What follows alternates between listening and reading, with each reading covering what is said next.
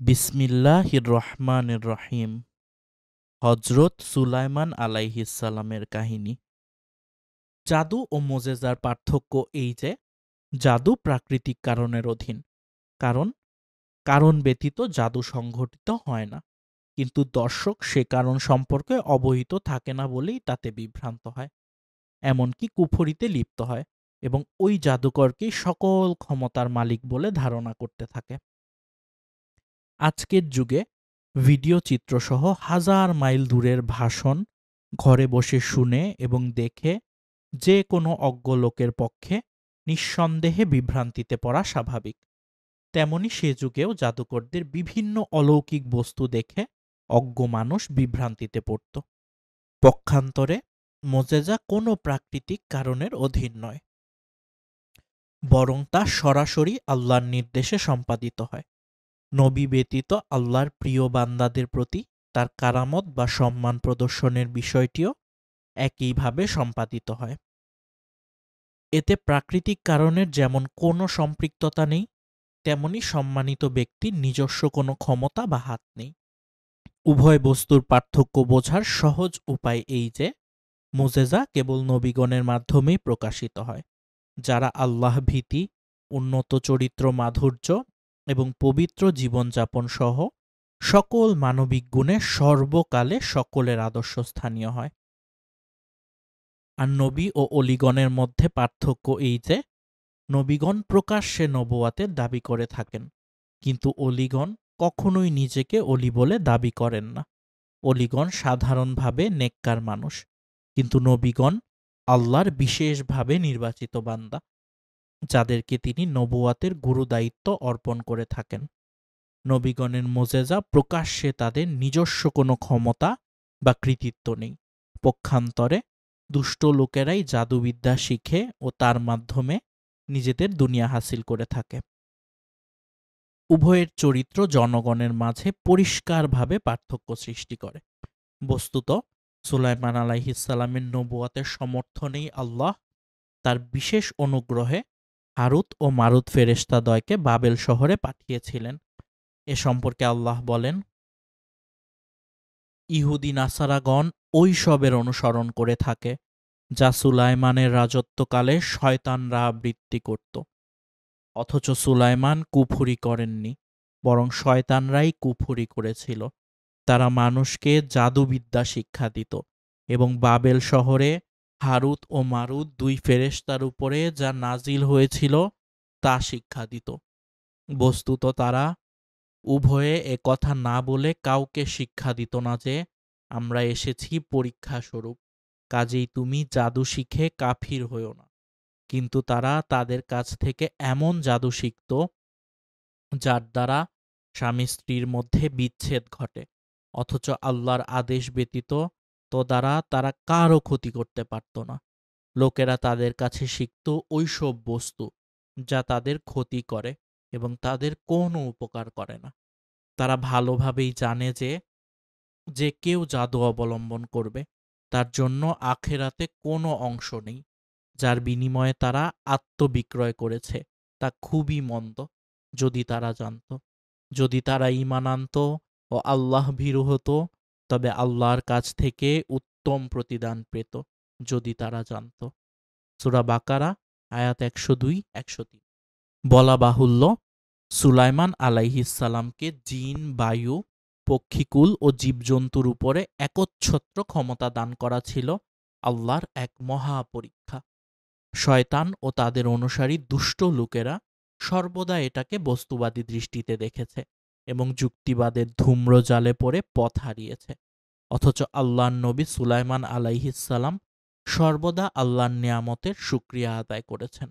আমরাও তার নবুয়াতের প্রতি দ্বিধাহীনভাবে বিশ্বাস স্থাপন করি। বাইতুল মুকাদ্দাস নির্মাণ ও সুলাইমান আলাইহিসসালামের মৃত্যুর বিস্ময়কর ঘটনা। বাইতুল মুকাদ্দাসের নির্মাণ সর্বপ্রথম ফেরেশতাগণের মাধ্যমে অথবা আদম আলাইহিসসালামের কোনো সন্তানের মাধ্যমে সম্পন্ন হয় কাবা গৃহ নির্মাণের ৪০ বছর পরে। অতঃপর স্বপ্নাদিষ্ট হয়ে হযরত ইয়াকুব আলাইহিসসালাম তা পুনর্নির্মাণ করেন। তার প্রায় ১০০০ বছর পরে দাউদ আলাইহিসসালাম তার পুনর্নির্মাণ করেন। এবং সুলাইমান আলাইহিসসালামের হাতে তা সমাপ্ত হয়। কিন্তু মূল নির্মাণ কাজ শেষ হলেও আনুষাঙ্গিক কিছু কাজ তখনও বাকি ছিল। এমন সময় হযরত সুলাইমানের মৃত্যুকাল ঘনিয়ে এলো। এই কাজগুলি অবাধ্যতাপ্রবণ জিনদের উপরে ন্যস্ত ছিল। তারা সুলাইমানের ভয়ে কাজ করত। তারা তার মৃত্যু সংবাদ জানলে এবং জানতে পারলে কাজ ফেলে রেখে পালাত। ফলে নির্মাণ কাজ অসম্পূর্ণ থেকে যেত। তখন সুলাইমান আলাইহিসসালাম আল্লাহর নির্দেশে মৃত্যুর জন্য প্রস্তুত হয়ে তার কাজ নির্মিত মেহরাবে প্রবেশ করলেন, যাতে বাইরে থেকে ভিতরে সব কিছু দেখা যায়। তিনি বিধান অনুযায়ী ইবাদতের উদ্দেশ্যে লাঠিতে ভর করে দাঁড়িয়ে গেলেন, যাতে রূহ বেরিয়ে যাবার পরেও লাঠিতে ভর দিয়ে দেহ স্বস্থানে দাঁড়িয়ে থাকে। সেটাই হলো। আল্লাহর হুকুমে তার দেহ উক্ত লাঠিতে ভর করে ১ বছর দাঁড়িয়ে থাকল। দেহ পচল না, খসল না বা পড়ে গেল না। জিনেরা ভয়ে কাছে যায়নি। ফলে তারা হাড় ভাঙা খাটুনি খেটে কাজ শেষ করে ফেলল। এভাবে কাজ সমাপ্ত হলে আল্লাহর হুকুমে কিছু উই পোকার সাহায্যে লাঠি ভেঙে দেওয়া হয় এবং সুলাইমান আলাইহিসসালামের মৃতদেহ মাটিতে পড়ে যায়। উক্ত কথাগুলি আল্লাহ বলেন নিম্নোক্তভাবে: অতঃপর যখন আমরা সুলাইমানের মৃত্যু ঘটালাম, তখন ঘুন পোকাই জিনদেরকে তার মৃত্যু সম্পর্কে অবহিত করল। সুলাইমানের লাঠি খেয়ে যাচ্ছিল। অতঃপর যখন তিনি মাটিতে পড়ে গেলেন, তখন জিনেরা বুঝতে পারল যে যদি তারা অদৃশ্য বিষয় জানত, তাহলে তারা মসজিদ নির্মাণের এই হাড় ভাঙা খাটুনির আযাবের মধ্যে আবদ্ধ থাকত না। সুলাইমানের মৃত্যুর এই ঘটনা আংশিক কোরআনের আলোচ্য আয়াতের এবং আংশিক ইবনে আব্বাস রাযিয়াল্লাহু প্রমুখ থেকে বর্ণিত হয়েছে। সুলাইমান আলাইহিসসালামের এই অলৌকিক মৃত্যু কাহিনীর মধ্যে শিক্ষণীয় বিষয়সমূহ: ১.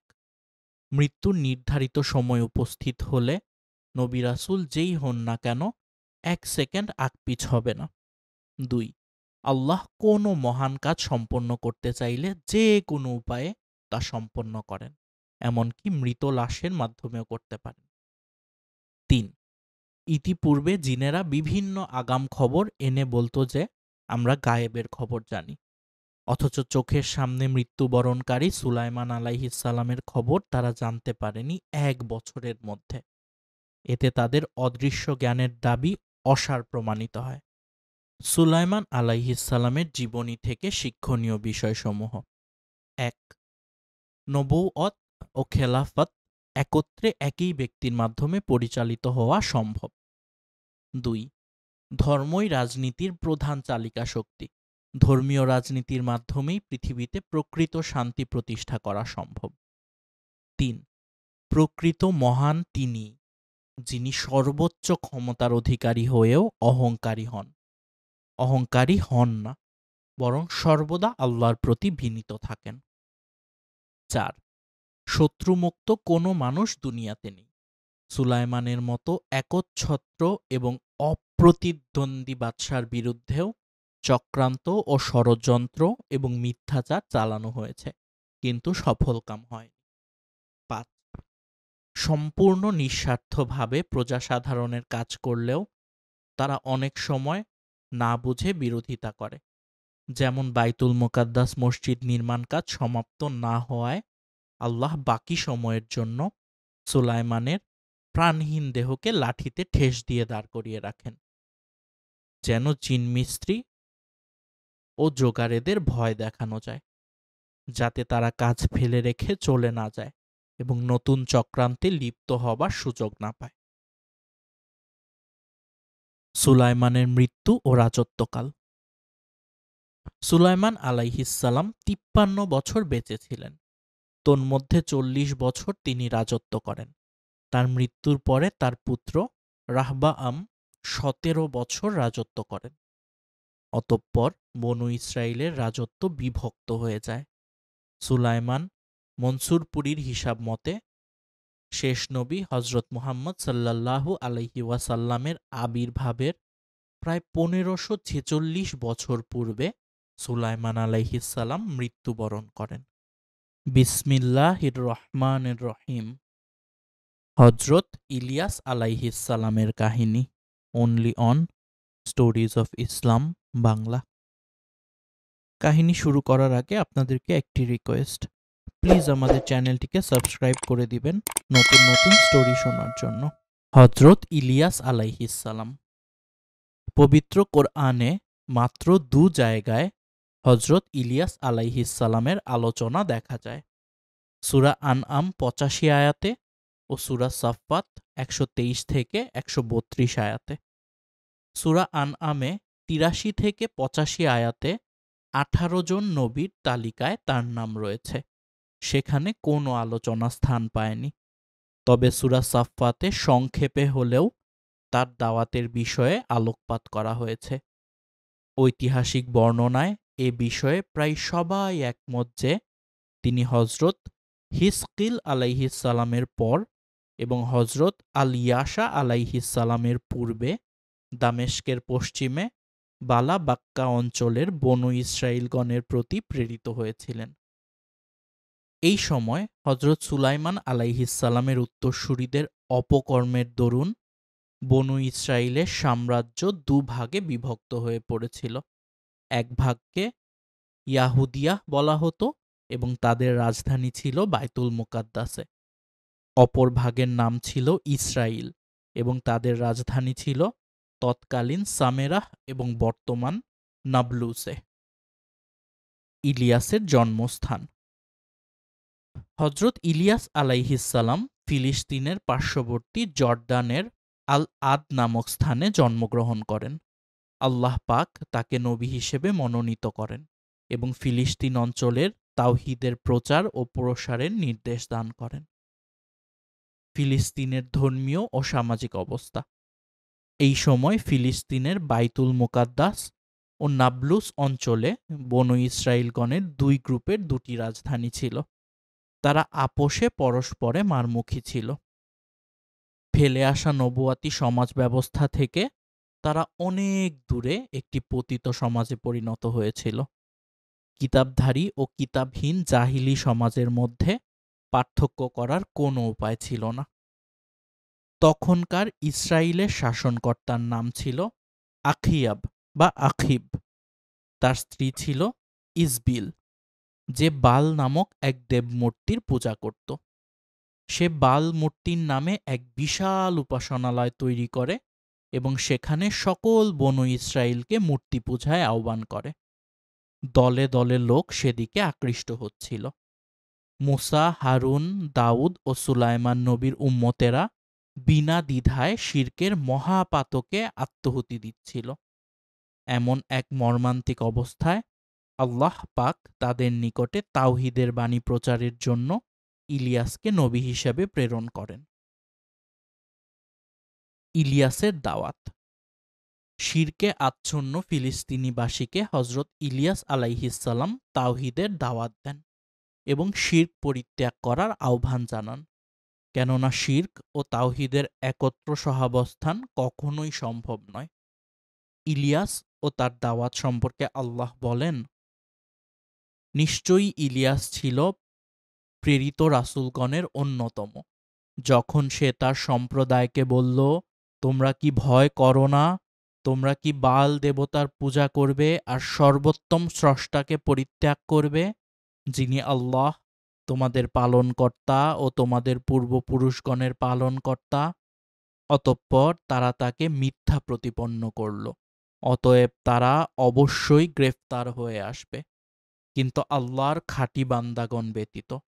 আমরা এই নিয়মের উপরে পরবর্তীদেরকেও রেখে দিয়েছি। ইলিয়াস আলাইহিসসালামের উপরে শান্তি বর্ষিত হোক। এভাবেই আমরা সৎকর্মীদের প্রতিদান দিয়ে থাকি। নিশ্চয়ই ইলিয়াস ছিল আমাদের বিশ্বাসী বান্দাদের অন্তর্ভুক্ত। দাওয়াতের ফলশ্রুতি। বিগত নবীগণের যে দুরবস্থা হয়েছিল, ইলিয়াস আলাইহিসসালামের ভাগ্যে তার ব্যতিক্রম হয়নি। তিনি ইসরায়েলের শাসক আখিয়াব ও তার প্রজাবৃন্দকে বাল দেবমূর্তির পূজা করতে নিষেধ করলেন এবং এক আল্লাহর প্রতি ইবাদতের আহ্বান জানালেন। কিন্তু 2-1 জন হকপন্থী ব্যক্তি ছাড়া কেউ তার কথায় কর্ণপাত করল না। তারা ইলিয়াস আলাইহিসসালামের বিরুদ্ধে নানা অপপ্রচারে লিপ্ত হল। তাকে যত্রতত্র অপমান ও অপদস্থ করা শুরু করল। এমনকি দৈহিক নির্যাতনও শুরু হয়ে গেল। কিন্তু ইলিয়াস আলাইহিসসালাম তার দাওয়াত চালিয়ে যেতে থাকেন। অবশেষে রাজা ও রানী তাকে হত্যা করার সিদ্ধান্ত নেন। ফলে তিনি রাজধানী ছেড়ে অনেক দূরে এক পাহাড়ের গুহায় আত্মগোপন করলেন এবং দুর্ভিক্ষ নাজিলের জন্য আল্লাহর নিকটে প্রার্থনা করলেন। ফলে সারা দেশে ব্যাপক দুর্ভিক্ষ দেখা দিল। ইলিয়াস আলাইহিসসালাম মনে করলেন, দুর্ভিক্ষ দূর করার জন্য তিনি যদি তাদেরকে মোজেজা প্রদর্শন করেন, তাহলে হয়তো তারা শিরক বর্জন করে তাওহীদ কবুল করবে এবং এক আল্লাহর ইবাদতে ফিরে আসবে। বাদশার দরবারে ইলিয়াসের উপস্থিতি। আল্লাহর হুকুমে হজরত ইলিয়াস আলাইহিসসালাম তাওহীদের দাওয়াত নিয়ে সরাসরি ইসরায়েলের বাদশাহ আখিয়াবের দরবারে হাজির হলেন।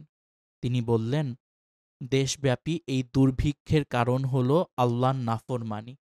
তোমরা নাফরমানি থেকে বিরত হলে এ আযাব দূর হতে পারে। তোমরা বলে থাকো যে তোমাদের বাল দেবতার নাকি 450 নবী আছে। তাই যদি হয়, তাহলে তুমি তাদের সবাইকে একত্রিত করো। তারা এই দুর্ভিক্ষ দূর করার জন্য বাল দেবতার নামে কোরবানি করুক, আর আমি একই উদ্দেশ্যে আল্লাহর নামে কোরবানি পেশ করব। যার কোরবানি আসমান থেকে আগুন এসে ভস্ম করে দেবে, তার ধর্মই সত্য বলে গণ্য হবে। ইলিয়াস আলাইহিসসালামের এ প্রস্তাব সবাই সানন্দে মেনে নিল। আল্লাহ ও বাল দেবতার নামে কোরবানির ঘটনা।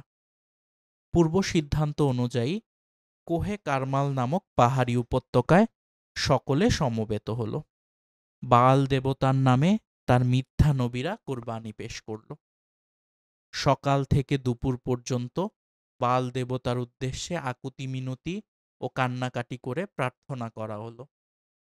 কিন্তু দেবতার কোনো সাড়া পাওয়া গেল না। আসমান থেকে কোনো আগুন নাজিল হল না। অতঃপর হজরত ইলিয়াস আলাইহিসসালাম আল্লাহর নামে কোরবানি করলেন এবং যথাসময়ে আসমান থেকে আগুন এসে তা খেয়ে গেল।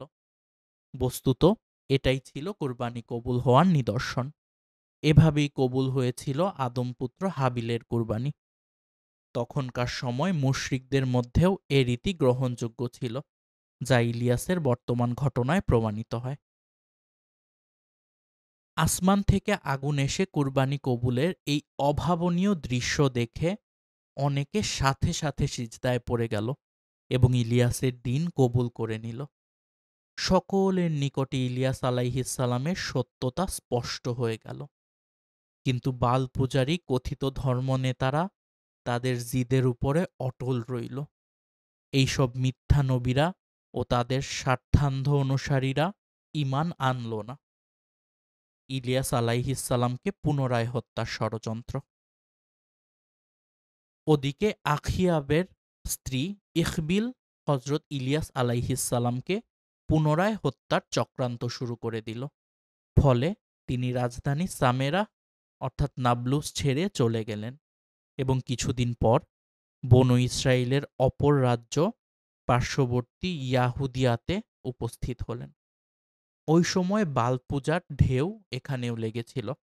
হজরত ইলিয়াস আলাইহিসসালাম সেখানে পৌঁছে তাওহীদের দাওয়াত শুরু করলেন।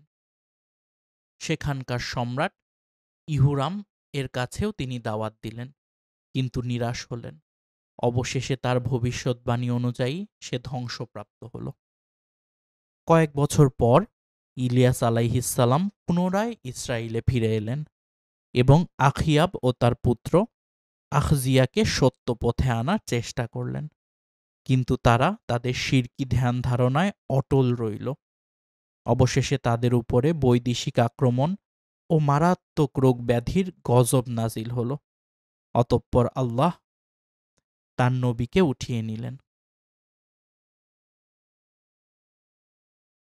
হজরত ইলিয়াস আলাইহিসসালাম জীবিত আছেন কি? সুয়তি, ইবনে আসাকির, হাকেম প্রমুখের বিভিন্ন বর্ণনায় প্রতীয়মান হয় যে 4 জন নবী জীবিত আছেন। তন্মধ্যে খিজির, ও ইলিয়াস দুনিয়াতে এবং ইদ্রিস ও ঈসা আসমানে রয়েছেন। কিন্তু হাকেম ও ইবনু কাসির এসব বর্ণনাকে বিশুদ্ধ বলেননি। সার কথা হল, হজরত ইলিয়াস আলাইহিসসালামের জীবিত থাকার বিষয়টি কোনো সহি হাদিস দ্বারা প্রমাণিত নয়। অতএব এসব বর্ণনার প্রতি কর্ণপাত করার কোনো প্রয়োজন নেই। ইলিয়াস আলাইহিসসালাম স্বাভাবিক প্রক্রিয়ায় মৃত্যুবরণ করেছেন বলেই আমরা বিশ্বাস করব। বাল দেবতার পরিচয়। সূরা সাফফাত ১২৫ আয়াতে যে বাল দেবতার কথা বলা হয়েছে, আরবি ভাষায় এর অর্থ স্বামী বা মালিক, কিন্তু সম্ভবত এটি হিব্রু শব্দ, কেননা তখনকার সময় ফিলিস্তিন অঞ্চলের ভাষা ইব্রানি বা হিব্রু ছিল। এটি ইসরায়েলীদের পূজিত দেবমূর্তির নাম। হজরত মুসা আলাইহিসসালামের সময়ে শাম অঞ্চলে এর পূজা হতো এবং এটাই ছিল তাদের সর্বাধিক জনপ্রিয় দেবতা। বাল বাক্কা শব্দটি অপরিবর্তনীয় যৌগিক শব্দের উদাহরণ হিসেবে আরবি ব্যাকরণের একটি অতি পরিচিত শব্দ। এটি লেবাননের একটি প্রসিদ্ধ শহরের নাম, যা উক্ত বাল দেবতার নামেই নামকরণ করা হয়েছে। কারো কারো মতে জাহেলি আরবদের প্রসিদ্ধ দেবমূর্তি হোবল এই বালেরই অপর নাম। মক্কার খোজাআ গোত্রের নেতা আমর বিন লুহাই সর্বপ্রথম সিরিয়া থেকে বহুমূল্যের বিনিময়ে এই মূর্তি নিয়ে এসে কাবাগৃহে স্থাপন করেন এবং জনগণকে এই বলে আশ্বস্ত করেন যে সিরীয়রা এই মূর্তির ওসিল্লায় পানি প্রার্থনা করে, আমরাও এর ওসিল্লায় পানি প্রার্থনা করব। তাতে সিরিয়ার ন্যায় মক্কা অঞ্চলেও প্রচুর বৃষ্টিপাত হবে এবং এলাকা শস্য শ্যামল হয়ে উঠবে। এটাই ছিল কাবাগৃহে স্থাপিত প্রথম দেবমূর্তি। পরে অন্যান্য ব্যবসায়ীরা বিভিন্ন সময়ে আরও মূর্তি এনে স্থাপন করে। এভাবে রাসূলের আবির্ভাবকালে এই মূর্তিগুলোর সংখ্যা ছিল প্রায় ৩৬০টি। এই ৩৬০টি মূর্তিতে গিয়ে পৌঁছেছিল তাদের এই মূর্তির সংখ্যা। তবে তারা এর দ্বারা তাদের দাবি মতে ইব্রাহিমী ধর্মের তাওহীদ বিশ্বাসে কোনো ত্রুটি হচ্ছে বলে মনে করত না। তারা এটাকে শিরক ভাবত না, বরং আল্লাহর নৈকট্য হাসিলের ওসিলা মনে করত। শিক্ষণীয় বিষয়সমূহ: ১. আহলে কিতাব হওয়া সত্ত্বেও এবং নিজেদের গোত্রে হাজার হাজার নবীর আগমন সত্ত্বেও বনু ইসরাঈলগণ মূর্তি পূজায় অভ্যস্ত হয়েছিল, প্রয়োজনীয় শিক্ষা ও প্রচারের অভাবে। একইভাবে যদি ইসলামের বিশুদ্ধ আকাদি ও আমলের প্রচার ও প্রসার না থাকে, তবে একদিন মুসলিমদের হাতেই ইসলামের চূড়ান্ত ক্ষতি হবে। ইতিমধ্যে মুসলিম দেশ এবং দেশসমূহের অভ্যন্তরে দুনিয়া পূজারী ধর্মনেতাদের হাত দিয়ে পীর পূজা, কবর পূজা ইত্যাদির মাধ্যমে উক্ত শিরকের রমরমা বাজার চলছে। ২. শিরকের প্রত্যাবর্তন এবং প্রবর্তন রাষ্ট্র ও সমাজ নেতাদের মাধ্যমে হলে তা দ্রুত ছড়িয়ে পড়ে এবং তা অধিক স্থায়িত্ব লাভ করে। যেমন ইসরায়েলের রানী ইজবিলের মাধ্যমে বাল মূর্তির পূজা শুরু হয়েছিল, পরে সারা দেশে তা চালু হয়ে যায়। ৩. সমাজ সংস্কারক ব্যক্তিকে আপোষহীনভাবে স্রেফ আল্লাহর উপরে ভরসা করে তাওহীদ বিরোধী কাজের সংস্কারে নামতে হয়, যেভাবে ইলিয়াস আলাইহিসসালাম একাকী উক্ত কাজে নেমেছিলেন। ৪. মৃত ব্যক্তি বা তার কবরের উপর কোনো প্রভাব এবং কবরের কোনো প্রভাব জীবিত ব্যক্তিদের উপরে পড়ে না।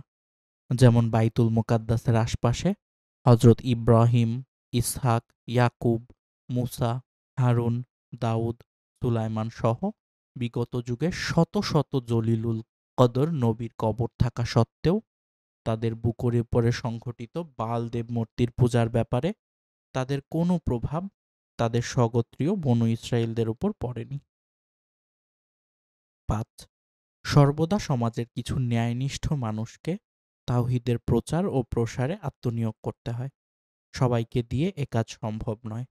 যেমন ইসরায়েলের যোগ্য লোক না থাকায় আল্লাহ পাক জর্দান থেকে ইলিয়াসকে পাঠান তাদের হেদায়েতের জন্য। হজরত ইদ্রিস আলাইহি ওয়াসাল্লাম। আল্লাহ বলেন, তুমি এই কিতাবে ইদ্রিসের কথা আলোচনা করো। নিশ্চয়ই তিনি ছিলেন সত্যবাদী ও নবী। আমরা তাকে উচ্চ মর্যাদায় উন্নীত করেছিলাম। সূরা মারিয়াম আয়াত 56-57। ইদ্রিস আলাইহি ওয়াসাল্লামের পরিচয়। তিনি ছিলেন একজন বিখ্যাত নবী।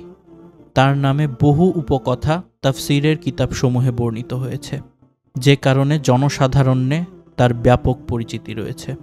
হজরত ইদ্রিস আলাইহি ওয়াসাল্লাম হজরত নূহ আলাইহি ওয়াসাল্লামের পূর্বের নবী ছিলেন না পরের নবী ছিলেন, এ নিয়ে মতভেদ রয়েছে। তবে অধিকাংশ সাহাবীর মতে তিনি নূহ আলাইহি ওয়াসাল্লামের পরের নবী ছিলেন। সূরা মারিয়ামে হজরত ইব্রাহিম, ইসমাইল, ইসহাক, ইয়াকুব, হারুন, মুসা, জাকারিয়া, ইয়াহইয়া, ঈসা ইবনে মারিয়াম ও ইদ্রিস আলাইহি ওয়াসাল্লামের আলোচনা শেষে আল্লাহ বলেন, এরাই হলেন সেই সকল নবী যাদেরকে নবীগণের মধ্য হতে আল্লাহ বিশেষভাবে অনুগৃহীত করেছেন।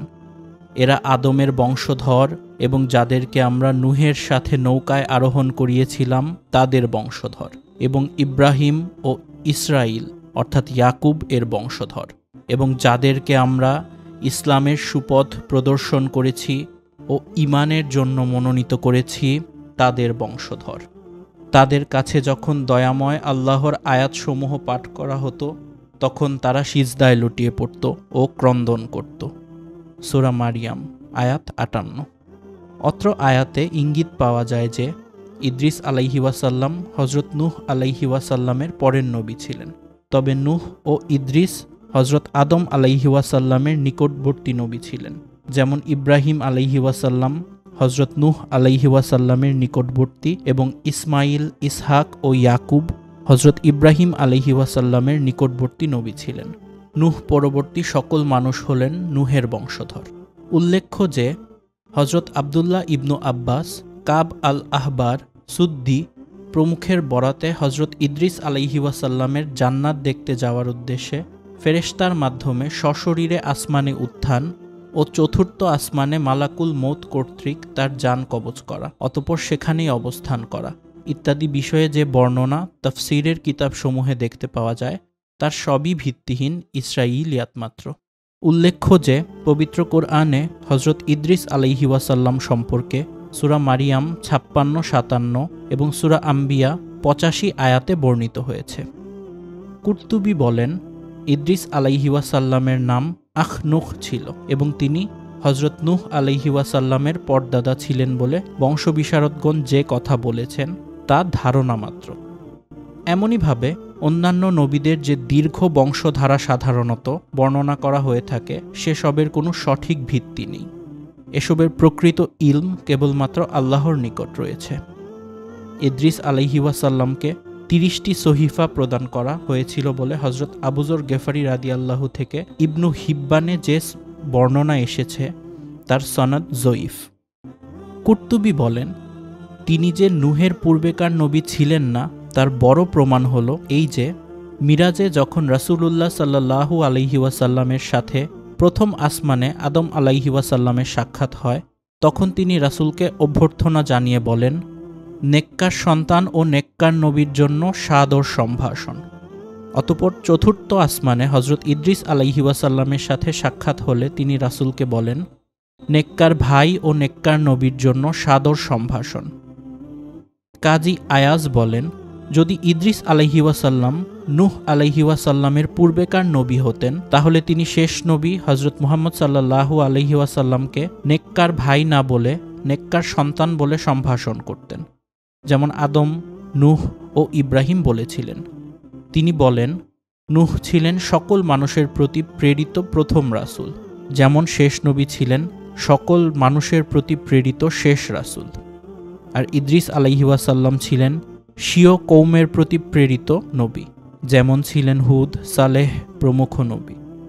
উল্লেখ্য যে এখানে আদম, নূহ ও ইব্রাহিমকে পিতা হিসেবে খাস করার কারণ এই যে আদম হলেন মানবজাতির আদি পিতা, নূহ হলেন মানবজাতির দ্বিতীয় পিতা এবং ইব্রাহিম হলেন তার পরবর্তী সকল নবীর পিতা, আবুল আম্বিয়া। বর্ণিত হয়েছে যে হজরত ইদ্রিস আলাইহি ওয়াসাল্লাম হলেন প্রথম মানব যাকে মুজেজা হিসেবে জ্যোতির্বিজ্ঞান ও অঙ্কবিজ্ঞান দান করা হয়েছিল। তিনি সর্বপ্রথম মানব যিনি আল্লাহর ইলহাম মতে কলমের সাহায্যে লিখন পদ্ধতি ও বস্ত্রশিলাই শিল্পের সূচনা করেন। তার পূর্বে মানুষ সাধারণত পোশাক হিসেবে জীবজন্তুর চামড়া ব্যবহার করত। ওজন ও পরিমাপের পদ্ধতি তিনি সর্বপ্রথম আবিষ্কার করেন এবং লোহা দ্বারা অস্ত্রশস্ত্র তৈরির পদ্ধতি আবিষ্কার ও তার ব্যবহার তার আমল থেকেই শুরু হয়। তিনি অস্ত্র নির্মাণ করে কাবিল গোত্রের বিরুদ্ধে জেহাদ করেন। বিসমিল্লাহির রহমানির রহিম। হযরত আল ইয়াশা আলাইহিস সালামের কাহিনী। পবিত্র কোরআনে এই নবী সম্পর্কে সূরা আনআম ৮৬ ও সূরা সোয়াদ ৪৮ আয়াতে বর্ণিত হয়েছে অন্য নবীগণের নামের সাথে। সূরা আনআম ৮৩ হতে ৮৬ আয়াত পর্যন্ত ইলিয়াস ও আল ইয়াশা সহ ১৭ জন নবীর নামের শেষ দিকে বলা হয়েছে ইসমাইল, আল ইয়াশা, ইউনুস, লূত তাদের প্রত্যেককেই আমরা বিশ্বের উপরে শ্রেষ্ঠত্ব দান করেছি। সূরা আনআম আয়াত ৮৬।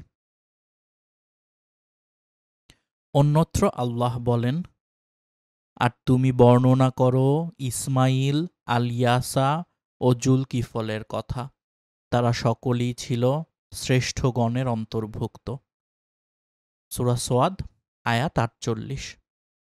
উক্ত বর্ণনায় বোঝা যায় যে আল ইয়াসা আলাইহিসসালাম নিঃসন্দেহে একজন উঁচুদরের নবী ছিলেন। তিনি ইফরাইম বিন ইউসুফ বিন ইয়াকুবের বংশধর ছিলেন। তিনি ইলিয়াস আলাইহিসসালামের চাচাতো ভাই এবং তার নায়েব বা প্রতিনিধি ছিলেন। হযরত ইলিয়াস আলাইহিসসালাম সুলাইমান আলাইহিসসালাম পরবর্তী পথভ্রষ্ট বনু ইসরাইলগণের প্রতি প্রেরিত হয়েছিলেন। তারপরে আল ইয়াশা নবী হন এবং তিনি ইলিয়াস আলাইহিসসালামের শরিয়াত অনুযায়ী ফিলিস্তিন অঞ্চলের জনগণকে পরিচালিত করেন ও তাওহীদের দাওয়াত অব্যাহত রাখেন। বাইবেলে তার বিস্তারিত অবস্থা বর্ণিত হয়েছে। সেখানে তার নাম ইলিশা ইবনে সাকিত বলে উল্লেখিত হয়েছে। হযরত জুলকিফল আলাইহিসসালাম। পবিত্র কোরআনে কেবল সূরা আম্বিয়া ৮৫ থেকে ৮৬ ও সোয়াদ ৪৮ আয়াতে জুলকিফলের নাম এসেছে। তিনি আল ইয়াশা এর পরে নবী হন এবং ফিলিস্তিন অঞ্চলে বনু ইসরাইলগণের মধ্যে তাওহীদের দাওয়াত দেন।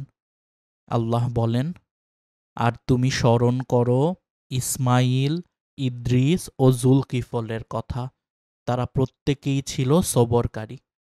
আমরা তাদেরকে আমাদের রহমতপ্রাপ্তদের অন্তর্ভুক্ত করেছিলাম।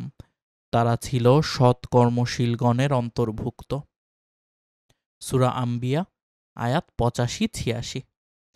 অন্যত্র আল্লাহ বলেন, আর তুমি বর্ণনা করো ইসমাইল, আল ইয়াশা ও জুলকিফলের কথা, তারা সকলেই ছিল শ্রেষ্ঠগণের অন্তর্ভুক্ত। সূরা সোয়াদ আয়াত ৪৮। ইবনু কাসির বলেন, শ্রেষ্ঠ নবীগণের সাথে একত্রে বর্ণিত হওয়ায় প্রতীয়মান হয় যে জুলকিফল একজন উঁচু দরের নবী ছিলেন। সুলাইমান পরবর্তী নবী হিসাবেও তিনি শাম অঞ্চলে প্রেরিত হন বলে নিশ্চিত ধারণা করা হয়। ইবনু জারি তাবেই বিদ্বান মুজাহিদ সূত্রে বর্ণনা করেন যে পূর্বতন নবী আল ইয়াশা বার্ধক্যে উপনীত হলে একজনকে তার স্থলাভিষিক্ত নিযুক্ত করার ইচ্ছা প্রকাশ করেন। এই উদ্দেশ্যে তিনি তার সকল সাথীকে একত্রিত করে বললেন, যার মধ্যে ৩টি গুণ বিদ্যমান থাকবে তাকেই আমি আমার খলিফা নিযুক্ত করব। গুণ ৩টি এই যে, তিনি হবেন ১. সর্বদা সিয়াম পালনকারী, ২. আল্লাহর ইবাদতে রাত্রি জাগরণকারী এবং ৩. তিনি কোনো অবস্থায় রাগান্বিত হন না। এ ঘোষণা শোনার পর সমাবেশ স্থল থেকে ইস বিন ইসহাক বংশের জনৈক ব্যক্তি উঠে দাঁড়ালেন। সে নবীর প্রতিটি প্রশ্নের জবাবে হা বললেন, কিন্তু তিনি সম্ভবত তাকে বিশ্বাস করতে পারলেন না। তাই তিনি দ্বিতীয় দিন আবার সমাবেশ আহ্বান করলেন এবং সকলের সম্মুখে পূর্বোক্ত ঘোষণার পুনরাবৃত্তি করলেন। কিন্তু সবাই চুপ রইল। কেবল ওই একজন ব্যক্তি উঠে দাঁড়ালেন। তখন আল ইয়াসা আলাইহিসসালাম উক্ত ব্যক্তিকেই তার খলিফা নিযুক্ত করলেন, যিনি তার জীবদ্দশায় তার নবুয়াতি মিশন চালিয়ে নেবেন এবং মৃত্যুর পরেও তা অব্যাহত রাখবেন। বলা বাহুল্য, উক্ত ব্যক্তিই হলেন জুলকিফল, অর্থাৎ দায়িত্ব বহনকারী। পরবর্তীতে আল্লাহ যাকে নবুয়াত দানে ধন্য করেন। জুলকিফলের জীবনে পরীক্ষা। জুলকিফল উক্ত মর্যাদাপূর্ণ দায়িত্বে অধিষ্ঠিত হয়েছেন দেখে ইবলিশ হিংসায় জ্বলে উঠল। সে তার বাহিনীকে বলল, যে কোনো মূল্যে তার পদস্খলন ঘটাতেই হবে। কিন্তু সাঙ্গপাঙ্গরা বলল, আমরা ইতিপূর্বে বহুবার তাকে ধোঁকা দিতে গিয়ে ব্যর্থ হয়েছি, অতএব আমাদের পক্ষে এ কাজ সম্ভব নয়। তখন ইবলিস স্বয়ং এ দায়িত্ব নিল। জুলকিফল সারা রাত্রি সালাতের মধ্যে অতিবাহিত করার কারণে কেবলমাত্র দুপুরে কিছুক্ষণ নিদ্রা যেতেন। ইবলিস তাকে রাগানোর জন্য ওই সময়টাকেই বেছে নিল। একদিন সে ঠিক দুপুরে তার নিদ্রার সময় এসে দরজার কড়া নাড়ল। কাঁচা ঘুম থেকে উঠে তিনি জিজ্ঞেস করলেন, কে? উত্তর এলো, আমি একজন বৃদ্ধ মজলুম। তিনি দরজা খুলে দিলে সে ভিতরে এসে বসল এবং তার উপরে জুলুমের দীর্ঘ ফিরিস্তি বর্ণনা শুরু করল। এভাবে দুপুরে নিদ্রার সময়টা পার করে দিল। জুলকিফল তাকে বললেন, আমি যখন বাইরে যাব তখন এসো, আমি তোমার উপরে জুলুমের বিচার করে দেব। জুলকিফল বাইরে এলেন এবং আদালত কক্ষে বসে লোকটির জন্য অপেক্ষা করতে লাগলেন, কিন্তু সে এলো না। পরের দিন সকালেও তিনি তার জন্য অপেক্ষা করলেন, কিন্তু সে এলো না। কিন্তু দুপুরে যখন তিনি কেবল নিদ্রা গেছেন, ঠিক তখনই এসে সে কড়া নাড়ল। তিনি উঠে দরজা খুলে দিয়ে তাকে বললেন, আমি কি তোমাকে বলিনি যে আদালত কক্ষে মজলিস বসার পর এসো? কিন্তু তুমি কালও আসনি, আজও সকালে আসলে না। তখন লোকটি ইনিয়ে বিনিয়ে চোখের পানি ফেলে বিরাট কৈফিয়তের এক দীর্ঘ ফিরিস্তি পেশ করল। সে বলল, হুজুর, আমার বিবাদী খুবই ধূর্ত প্রকৃতির লোক। আপনাকে আদালতে বসতে দেখলেই সে আমার প্রাপ্য পরিশোধ করবে বলে কথা দেয়, কিন্তু আপনি চলে গেলেই সে তা প্রত্যাহার করে নেয়। এইসব কথাবার্তার মধ্যে ওই দিন দুপুরের ঘুম মাটি হল। তৃতীয় দিন দুপুরে তিনি ঢুলতে ঢুলতে পরিবারের সবাইকে বললেন, আমি ঘুমিয়ে গেলে কেউ যেন দরজার কড়া না নাড়ে। বৃদ্ধ এদিন এলো এবং কড়া নাড়তে চাইল, কিন্তু বাড়ির লোকেরা তাকে বাধা দিল। তখন সে সবার অলক্ষ্যে জানালা দিয়ে ঘরের মধ্যে ঢুকে পড়ল এবং দরজায় ধাক্কাধাক্কি শুরু করল। এতে জুলকিফলের ঘুম ভেঙে গেল।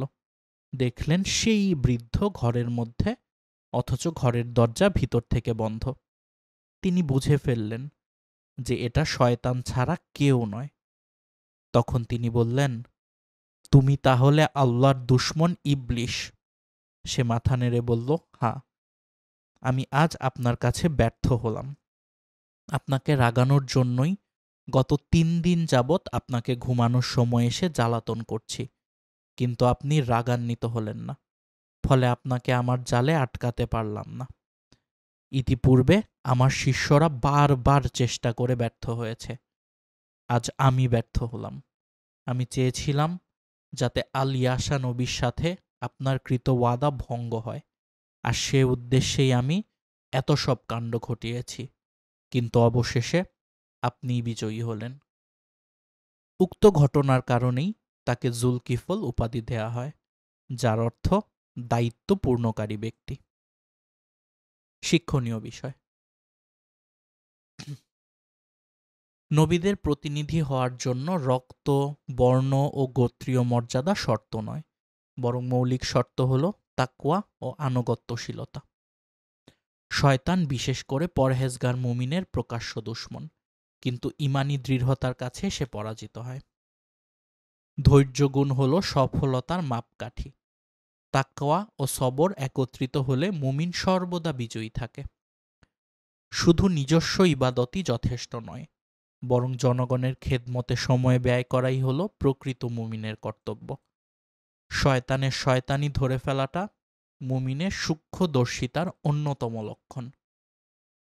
অতএব কোরআন সুন্নাহ বিরোধী কোনো চিন্তা ও পরামর্শ সম্মুখে উপস্থিত হলেও বুঝে নিতে হবে যে এটি শয়তানি ধোঁকা মাত্র। সংশয় নিরসন।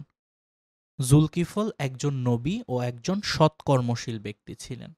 পবিত্র কোরআনে তাকে নবীদের সাথেই দুস্থানে উল্লেখ করা হয়েছে। যেমন ১ সূরা আম্বিয়া ৮৫-৮৬ আয়াতে বলা হয়েছে, আর ইসমাইল, ইদ্রিস ও জুলকিফল সকলেই ছিল ধৈর্যশীলগণের অন্তর্ভুক্ত, আর আমরা তাদেরকে আমাদের অনুগ্রহের মধ্যে প্রবেশ করিয়েছিলাম, নিশ্চয়ই তারা সৎকর্মশীলদের অন্তর্ভুক্ত। উক্ত আয়াতদ্বয়ের ব্যাখ্যায় হাফেজ ইবনু কাসির রাজিয়াল্লাহু বলেন, পূর্বাপর সম্পর্কে এটা স্পষ্ট যে নবীগণের তালিকায় নবী ব্যতীত অন্যদের নাম যুক্ত হয় না। তবে অন্যরা কেউ বলেছেন তিনি একজন সৎকর্মশীল ব্যক্তি ছিলেন, কেউ বলেছেন তিনি একজন ন্যায়পরায়ণ শাসক ছিলেন। ইবনু জারির এ ব্যাপারে চুপ থেকেছেন। কুর্তুবী এখানে জুলকিফল সম্পর্কিত আবু ঈসা তিরমিজি এবং হাকিমি তিরমিজি বর্ণিত দুটি জয়ীফ হাদিস উল্লেখ করে ক্ষান্ত হয়েছেন। জামে তিরমিজিতে এসেছে, আল কিফল, এবং হাকিম তিরমিজির কিতাব নাওয়াদিরুল উসুলে এসেছে জুলকিফল। দুটি ইবনে উমর রাজিয়াল্লাহু থেকে জয়ীফ সূত্রে বর্ণিত হয়েছে।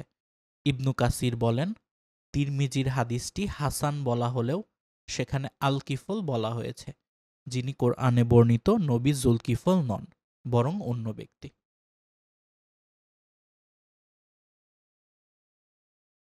সম্ভবত ইবনু কাসির রাজিয়াল্লাহু বর্ণিত উপরোক্ত জয়ীফ হাদিসের উপরে ভিত্তি করেই ইমাম শাওকানি মন্তব্য করেছেন, সঠিক কথা এই যে তিনি বনু ইসরাইলের একজন ব্যক্তি ছিলেন, যিনি কোনো পাপ কাজে দ্বিধা করতেন না। পরে তিনি তওবা করেন, অতঃপর আল্লাহ তাকে মাফ করেন, তিনি নবী হন। তবে একদল বলেছেন যে তিনি নবী। কুর্তুবী আবু মুসা আশআরি রাজিয়াল্লাহু প্রমুখাত রাসূলুল্লাহ সাল্লাল্লাহু আলাইহি ওয়াসাল্লাম থেকে আরেকটি হাদিস এনেছেন যে নিশ্চয়ই জুলকিফল নবী ছিলেন না, বরং তিনি একজন সৎকর্মশীল বান্দা ছিলেন। অথচ ইবনু জারির বর্ণিত উক্ত হাদিসটির অবস্থা এই যে এর মরফু হওয়ার, অর্থাৎ রাসূলুল্লাহ সাল্লাল্লাহু আলাইহি ওয়াসাল্লাম থেকে বর্ণিত হওয়ার কোনো ভিত্তি নেই, বরং এটি মওকুফ, অর্থাৎ আবু মুসার নিজস্ব উক্তি, অথচ যার সূত্র জয়ীফ এবং যা ইবনু জারির স্বীয় তাফসিরের মুনতাকি, অর্থাৎ ছিন্ন সূত্রে বর্ণনা করেছেন। ২ সূরা সুয়াদ ৪৮ আয়াতে বলা হয়েছে, আর তুমি বর্ণনা করো ইসমাইল, আল ইয়াসা ও জুলকিফল সম্পর্কে, আর তারা সকলেই ছিল শ্রেষ্ঠদের অন্তর্ভুক্ত। উক্ত আয়াতের ব্যাখ্যায় কুর্তুবী বলেন, অর্থাৎ তারা ছিলেন সেই সকল ব্যক্তিদের অন্তর্ভুক্ত যাদেরকে নবুয়তের জন্য মনোনীত করা হয়েছিল। উক্ত আয়াতের ব্যাখ্যায় শাওকানি স্বীয় তাফসিরে বলেন, তারা হলেন সেই সকল নবীগণের অন্তর্ভুক্ত যারা আল্লাহর পথে বহু কষ্ট ও নির্যাতন সহ্য করেছেন। অতঃপর এর ব্যাখ্যায় তিনি বলেন, যাদেরকে আল্লাহ স্বীয় নবুয়তের জন্য মনোনীত করেছেন এবং সৃষ্টিকুলের মধ্য হতে বাছাই করে নিয়েছেন। অতঃপর এর কারণ হিসেবে তিনি বলেন, আল্লাহ স্বীয় রাসূলকে নির্দেশ দিচ্ছেন যেন তিনি ওই সকল নবীগণের কথা স্মরণ করেন, যাতে আল্লাহর পথে ধৈর্য ধারণের ব্যাপারে তিনি তাদের অনুসৃত পথে চলতে পারেন। অথচ ইতিপূর্বে সূরা আম্বিয়া ৮৫ আয়াতের তাফসিরে তিনি জুলকিফলকে নবী বলেননি। আশ্চর্যের বিষয় এই যে আধুনিক মুফাসসির আবু বকর জাবের আল জাজাইবি স্বীয় আয়সারুত তাফসিরে সূরা আম্বিয়া ৮৫ আয়াতের তাফসিরের টিকায় লিখেছেন, সব কথা সেরা কথা হলো যা বর্ণনা করেছেন আবু মুসা রাজিয়াল্লাহু রাসূলুল্লাহ সাল্লাল্লাহু আলাইহি ওয়াসাল্লাম হতে, বলেই তিনি পূর্বে বর্ণিত জয়ীফ হাদিসটি অংশবিশেষ উদ্ধৃত করেছেন, যা ইতিপূর্বে আলোচিত হয়েছে, অর্থাৎ তিনি নবী ছিলেন না। অথচ সূরা সুয়াদ ৪৮-এর আলোচনায় ৩০ থেকে ৪৮ আয়াত পর্যন্ত বর্ণিত দাউদ আলাইহিসসালাম হতে জুলকিফল পর্যন্ত সকলকে তিনি নবীগণের অন্তর্ভুক্ত বলে মন্তব্য করেছেন। এখন আমাদের বক্তব্য হলো, কোরআন যখন ইসমাইল, ইদ্রিস, আলিয়াসা প্রমুখ নবীগণের সাথে জুলকিফলের নাম একসাথে বর্ণনা করেছেন, তখন তিনি যে এবং তাকে তিনি আল্লাহর ঘর বাইতুল মুকাদ্দাসের খিদমতে নিয়োগ করবেন।